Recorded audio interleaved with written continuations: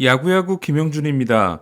여러분은 메이저리그 선수 중에 이름이 멋있다고 생각한 선수가 있으신가요? 정의의 이름으로 널 용서하지 않겠다고 한 세일러문이 생각나는 이름인 데이빗 저스티스도 있지만 저는 지미 팍스, 짐 토미, 제프 켄트 같은 짧은 이름들을 좋아했던 것 같습니다. 배우 할베리의 전 남편으로 영화 머니볼에 잠깐 나오는 저스티스는 자신의 이름과는 다르게 약물 선수입니다. 제가 뜬금없이 좋아했던 이름 중 하나는 트로이 퍼시벌입니다. 발음할 때 조심해야 하는 불편함이 있었지만 참 멋있는 이름이라고 생각했습니다. 이후 퍼시벌이라는 반가운 이름은 영화 킹스맨과 레디 플레이어 1에서 다시 듣게 되지만 레디 플레이어 1 주인공의 경우 정확히는 파시벌입니다. 1990년 6라운드 지명으로 입단한 퍼시벌은 입단 후 포수에서 투수로 변신했고 1996년부터 2004년까지 9년 동안 연평균 35세이브를 올리며 에인절스의 뒷문을 확실히 지켜줍니다. 같은 기간 퍼시벌보다 세이브를 많이 올린 투수는 리베라와 호프먼 2명뿐이었습니다. 이에 퍼시벌이 올린 316세이브는 208세이브의 프란시스코 로드리게스를 제친 에인절스 역대 1위에 해당되는데요. 한 팀에서 300세이브 이상을 올린 투수는 양키스에서 652세이브를 올린 리베라, 샌디에고에서 552세이브를 올린 호프먼, 오클랜드에서 320세이브를 올린 에커슬리, 캔자시티에서 304세이브를 올린 제프 몽고메리, 다저스에서 350세이브를 올린 켈리 젠슨과 함께 퍼시벌까지 6명뿐입니다. 이 중 한 팀에서만 뛰고 은퇴한 선수는 마리아노 리베라가 유일하며 젠슨도 아직은 다저스 한 팀에서만 뛰었습니다. 2002년 에인절스와 1996년 양키스의 공통점은 월드시리즈 우승을 했다는 것 외에도 불펜의 신구 조화가 좋았다는 겁니다. 1996년 양키스는 존 웨틀랜드가 포스트 시즌에서 7세이브 노블론, 월드시리즈에서 4세이브 노블론으로 월드시리즈 MVP가 됩니다. 그리고 26살의 리베라는 포스트 시즌에서 14와 3분의 1이닝 1실점이라는 미친 활약을 합니다. 퍼시벌도 2002년 포스트 시즌에서 7세이브 노블론으로 한 번의 실패도 없었는데요. 하지만 그해 포스트 시즌의 주인공은 11경기에서 18과 3분의 2이닝을 던지고 9원승으로 5승을 따낸 케이로드, 프란시스코 로드리게스였습니다. 두 팀의 차이가 있다면 양키스는 FA가 된 웨틀랜드를 잡지 않고 리베라에게 곧바로 마무리 자리를 넘기는 반면 퍼시벌과 계약 연장이 되어 있었던 에인절스는 두 시즌을 더 끌고 간 후에야 케이로드에게 마무리를 넘겨주게 됩니다. 그리고 케이로드는 4시즌 동안 194세이브, 2008년 62세이브 단일 시즌 신기록을 세우고 에인절스를 떠나게 됩니다. 퍼시벌 케이로드의 시대를 이야기하면서 마무리는 아니었지만 꼭 짚고 넘어가야 할 선수는 방패형 스카 쉴즈인데요. 쉴즈는 제 저주의 출발점이기도 합니다. 스카 쉴즈는 제임스 쉴즈가 등장하기 전에 방패라는 이름을 가지고 있어 더 눈길을 끌었던 선수인데요. 케이시 코치맨의 아버지이자 에인절스의 플로리다 지역 스카우트인 톰 코치맨은 투수로서의 완성도는 별로인데 아무리 던져도 지치지 않는 투수가 있다고 보고합니다. 실제로 스카실즈는 대학 경기에서 261구 16이닝 완투를 한 적이 있습니다. 에인절스는 실즈를 38라운드에서 지명했고 실즈는 고무팔의 진가를 선보이는데요. 2003년 선발 13경기를 포함해 148이닝, 2004년에는 불펜으로만 105이닝을 던지는 등 2008년까지 6년 동안 연평균 96이닝이라는 충격적인 활약을 하게 됩니다. 그 과정에서 저는 2007년 7월 16일 에인절스의 방패 스카실즈라는 글을 올리는데요. 그해 1041경기에서 평균 자책점 1.66이었던 쉴즈는 제가 글을 올린 날 거하게 불러놓으라더니 30경기에서 7.61을 기록하고 시즌을 마침으로써 처음으로 김영준의 저주가 탄생하게 됩니다. 그리고 쉴즈는 2009년 부상에 쓰러짐으로써 닳지 않는 어깨는 없다는 걸 증명합니다. 케이로드와 결별한 에인절스는 콜로라도에서 왼손 사이드암 마무리 브라이언 푸엔테스를 데려옵니다.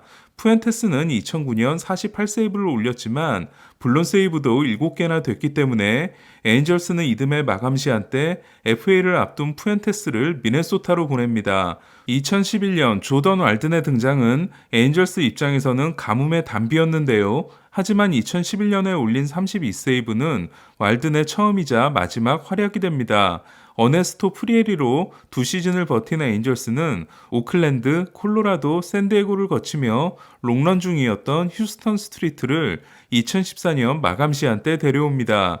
2014년을 샌디에고와 에인절스에서 뛴 스트리트는 41세이브 3블론 1.37에 대활약을 했고 에인절스와 2년 1,800만 달러 계약을 맺는데요. 2015년 40세이브를 올렸지만 시즌 막판에 흔들린 스트리트가 2016년에 쓰러진 에인절스는 이후 무려 5년 동안 마무리 공백 상태가 됩니다. 이에 2020년 12월 에인절스는 스트리트 이후 처음으로 외부에서 수준급 마무리를 데려오게 됩니다.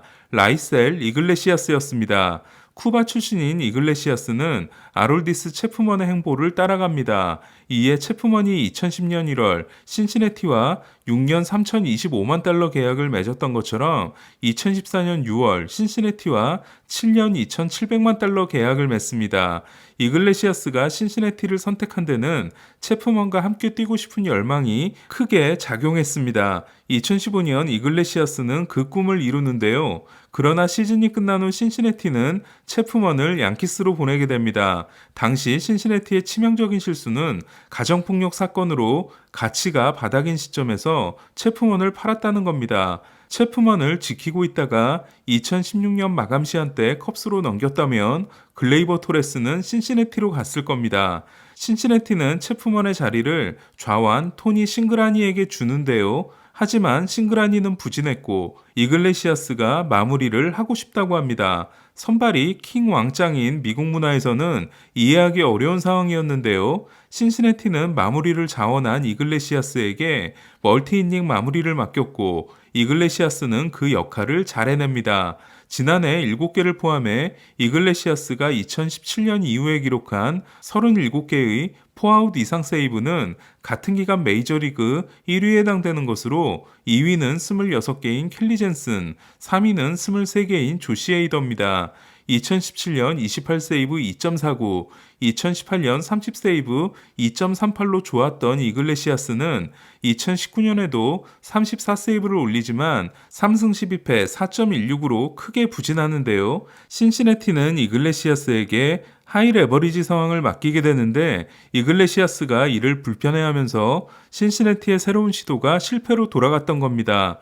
2020년 이글레시아스는 원래대로 돌아왔고 시즌 후 에인절스로 트레이드됩니다. 그리고 지난해 34세이브 2.57, 레퍼런스 승리 기여도 2.8을 기록하는 것으로 이글레시아스는 오랜만에 에인절스 불펜에 평화를 줍니다. 5개의 블로는 세이브 대비 많아 보일 수도 있지만 5개 중 4개는 승계주자가 있거나 승부치기 상황에서 올라왔거나 실책이 동반되면서 동점을 허용한 것으로 온전한 이글레시아스의 책임이라고 할 수 있는 건 6월 12일 애리조나전에서 9회에 올라와 첫 두 타자를 모두 삼진으로 잡고 에두아르도 에스코바에게 동점 홈런을 맞은 경기 딱 하나였습니다. 오히려 이글레시아스는 3대2로 앞선 8회 무사 만루 상황에서 올라와 실점 없이 2이닝 4K 퍼펙트 세이브를 올렸던 6월 5일 시애틀전처럼 승계주자와 멀티이닝이라는 악조건을 극복하고 세이브를 올리는 모습을 여러 차례 보여줍니다. 이에 지난해 불펜 투수의 승리 확률 기여 WPA 순위는 1위가 5.05인 미러키 조시 헤이더, 2위가 3.82인 토론토 조던 로마노에 이어 이글레시아스가 3.67로 3위였습니다. 지난해 이글레시아스는 피안타율이 우타자 상대 1할 9푼4리, 좌타자 상대 2할 2푼 3리였는데요. 팔의 각도가 낮은 우완 투수임에도 좌타자에게 약하지 않는 이유는 85마일 슬라이더 못지않게 89마일 체인지업이 강력한 덕분입니다. 또한 팔의 각도를 낮춰서 던지다 보니 슬라이더의 횡 무브먼트는 평균보다 무려 40%, 체인지업은 16%의 변화가 더 일어나는데요. 평균 97마일 강속구를 가진 이글레시아스는 평균보다 19%더 떨어져 들어오는 싱커와 수직 무브먼트가 좋은 포심 패스트볼까지 4개의 스트라이크 아웃 피치를 가진 보기 드문 마무리라고 할 수 있습니다. 결국 시즌 후 FA가 된 이글레시아스를 에인절스는 4년 5,800만 달러 계약으로 잡는데요. 이는 신더가드에게 준 1년 계약을 제외하면 2012년 푸올스와 함께 CJ 윌슨을 5년 7,750만 달러에 영입한 이후 에인절스가 투수에게 준 첫 번째 2천만 달러 이상 계약에 해당됩니다. 반면 같은 기간 에인절스는 앤서니 랜돈에게 7년 2억 4,500만 달러, 조시 해밀턴에게 5년 1억 2,300만 달러, 저스틴 업튼에게 5년 1억 600만 달러, 잭 코자트에게 3년 3,800만 달러 계약을 줍니다. 좌완 불펜 에런 루프와 3년 1,700만 달러, 노아 신더가드와 1년 2,100만 달러, 선발 자리를 주겠다고 약속한 마이클 로렌젠에게 1년 650만 달러를 쓴 에인절스는 결국 이번 겨울 불펜에 7,500만 달러, 선발에 2,750만 달러를 쓴 셈이 됐는데요. 추가 선발 영입이 반드시 필요해 보이지만 현재 연봉이 1억 7천만 달러인 상황에서 수준급 선발 영입은 쉽지 않아 보입니다. 이글레시아스에 대한 불안함은 불펜 투수의 수명이 짧은 상황에서 이글레시아스가 32세 시즌을 시작한다는 건데요. 리암 핸드릭스의 3년 5,400만 달러 계약이 실제로는 4년 5,400만 달러이기 때문에 핸드릭스보다 더 규모가 큰 이글레시아스의 4년 5,800만 달러 계약이 실패로 돌아간다면 에인절스는 엄청난 타격을 입게 될 겁니다.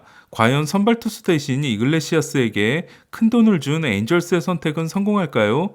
이글레시아스가 성공해 불쌍한 트라우트와 오타니를 가을 야구에서 볼 수 있었으면 합니다. 야구야구 김영준이었습니다.